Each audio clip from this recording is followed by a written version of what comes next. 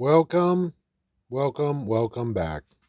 Some guy named Bob here, Typewriter Muse. Let's talk super cool old machines like this. Anyone recognize this? 1939 Zephyr. Well, you won't recognize it because it doesn't have the case on it. Needless to say, this thing's pretty awesome, but dirty as hell. All that'll have to be cleaned, but this turned out well. In redoing this machine and getting it going again, the answer is we're missing something. Platen. So, thing with the platen is, I wonder how well y'all can see that. This machine's been very well used and loved. And as you look up and down it, you'll see the scarification of the slugs just beating the hell out of this thing. But it's actually still has a little bit of supple. It's not the hardest one I've ever seen. So y'all asked for it. Here it is, a video on how I recover my platens. This one is a perfect host to do that. Again, a few good dents from the slugs beating it up. I hope you can see that in the lot. So I put it in my drill, get it going. This is a very heavy sand pad. It works very well.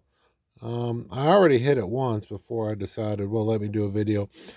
So my purpose is A, get it even, B, get it to a point where it has a bit of toothing and will hang on to the heat shrink tube I use extremely well. That's the idea. Tooth it up so when the heat shrink tubing grabs onto it.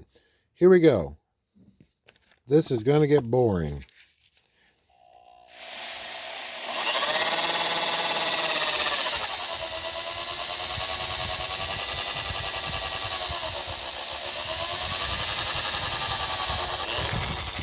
And fall out of my chuck, which will happen. Obviously, this is going to make a huge mess.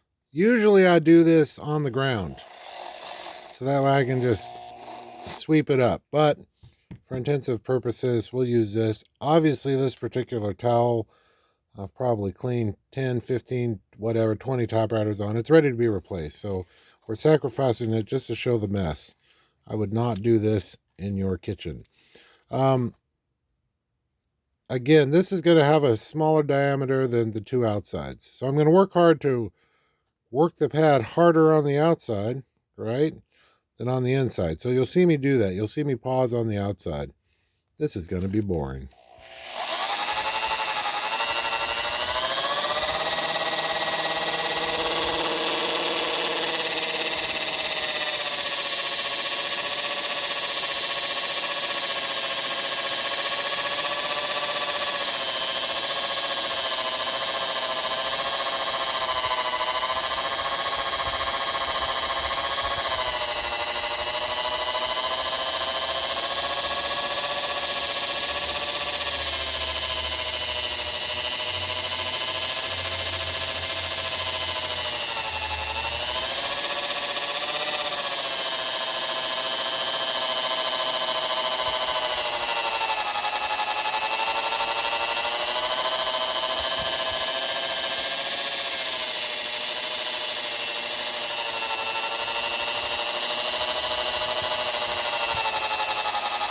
Okay, let's have a good look. Everything smells like burnt rubber. It sinks. My hands are a mess. I'm used to it.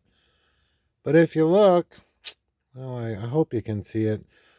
All the little marks are virtually gone.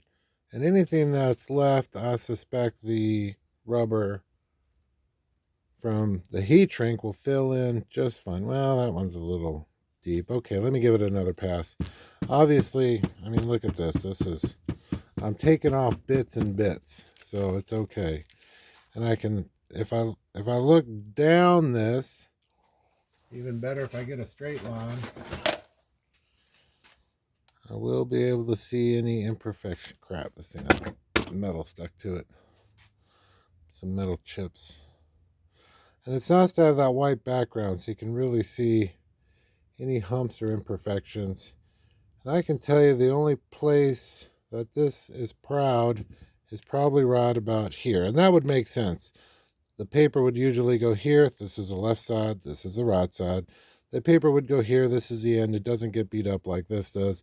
So I'm going to try to work this area just a little bit more to see how even I can get it.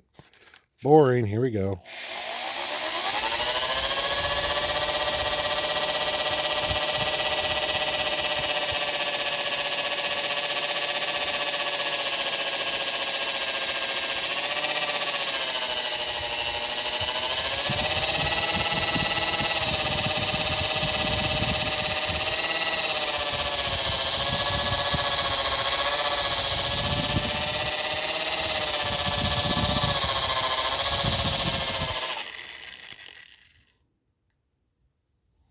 Well, that looks really good.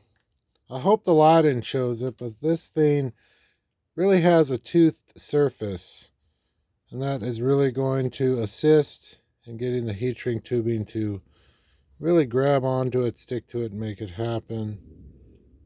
This sucker looks and feels really even.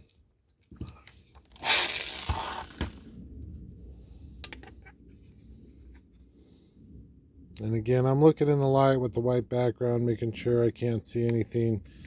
And I'll do a few different sides of the circumference of the platen. Okay, so now come time to clean. We're going to stop with the dirty. We're going to get to the clean. And that's pretty simple. The answer is going to be a bit of alcohol, right? A bit of alcohol, a little bit of this, a little bit of that. We're going to see how well we can do that. I'm going to do this several times, get it as clean as I can till it doesn't produce any more black. I'm going to go ahead and cut. The heat shrink tubing is needed. We'll be right back.